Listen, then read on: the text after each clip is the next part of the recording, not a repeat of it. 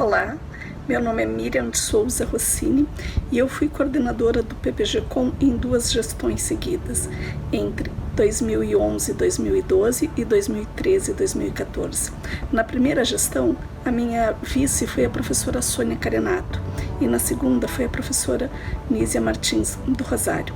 Foi um período bastante conturbado esse dessas 2 gestões, porque nós tivemos muitas mudanças em questões de processos administrativos, tanto na universidade quanto na CAPES. Foi a época de implantação da Sucupira, nós tivemos que mudar todo o processo de fazer os relatórios do curso, nós tivemos que repensar as nossas atividades e renovar muitas das coisas que já estávamos habituados a fazer de um determinado modo há muito tempo. Também as questões da finança do PPG nesta época mudaram muito. Enfim, foram muitos desafios realmente nessa parte administrativa. No entanto, muita coisa interessante também aconteceu. Foi uma das épocas em que nós mais tivemos bolsas de pós-graduação. Nós tivemos bolsas para praticamente todos os alunos que tinham interesse em bolsas, tanto de mestrado quanto de doutorado.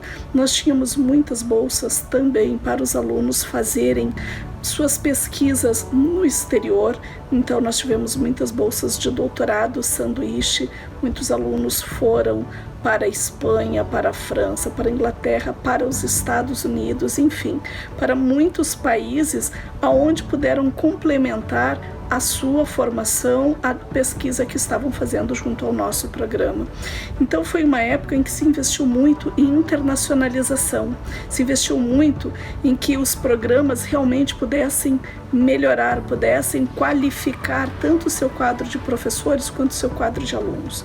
Então foi uma época assim, de uma grande expansão no PPG-Com, algo que é totalmente diferente do que está acontecendo hoje, né? Então, por exemplo, o ano passado, nosso programa perdeu mais bolsas do que ganhou nos últimos 10 anos. Então, quer dizer, nós perdemos em torno de foram quase 20 bolsas entre mestrado e doutorado, uma coisa assim brutal. Bolsas, muitas dessas, que nós ganhamos naquele período em que o programa realmente estava se expandindo. Foi um período em que muitos professores novos fizeram o credenciamento, inclusive tivemos que repensar as questões do recredenciamento, porque havia um grande interesse, né, de pessoas participarem do programa. Nós ampliamos as vagas de mestrado e de doutorado em função da quantidade de bolsas que nós tínhamos. Então nós estávamos num período realmente muito bom, né? Muitas transformações, mas também muitas transformações positivas. Eu acho que isso é que faz um programa de pós-graduação crescer, se tornar forte e conseguir uma amplidão e se tornar referência internacional, porque sem esse investimento em bolsas, esse investimento nos professores, esse investimento na infraestrutura do programa, não tem como se esperar que ele se internacionalize, não tem como esperar que ele possa se expandir e nem mesmo que ele possa fazer parte de grandes eventos ou de grandes índices de avaliação dos programas de pós-graduação.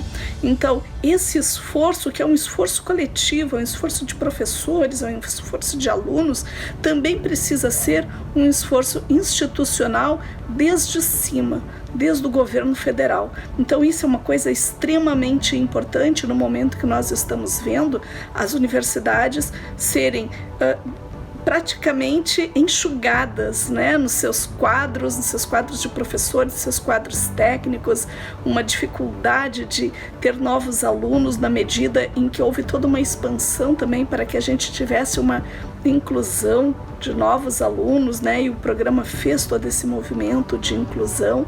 Nós fizemos todo um movimento de expansão que vão resultar em seguida em políticas como as do DINTER, né, de oferecer um doutorado junto a uma outra instituição que ainda precisa formar seus quadros técnicos e de professores, né, formar novos doutores. Então, o Dinter é um resultado desse momento ainda de expansão em que buscávamos muito fortemente esta inserção nacional, né?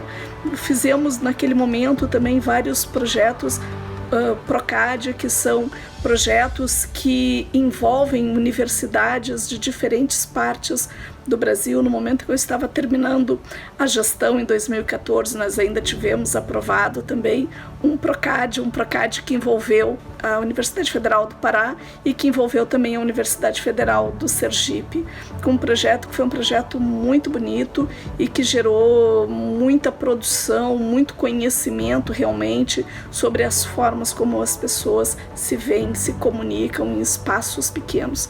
Então, todo esse investimento no programa, todo esse investimento de longo prazo na pós-graduação, ela floresce, ela dá frutos. E no momento em que você vê todo esse investimento saindo, você vai vendo como essas estruturas vão diminuindo, né? E como cada vez mais se torna difícil, inclusive, atrair pessoas que queiram efetivamente participar da pós-graduação.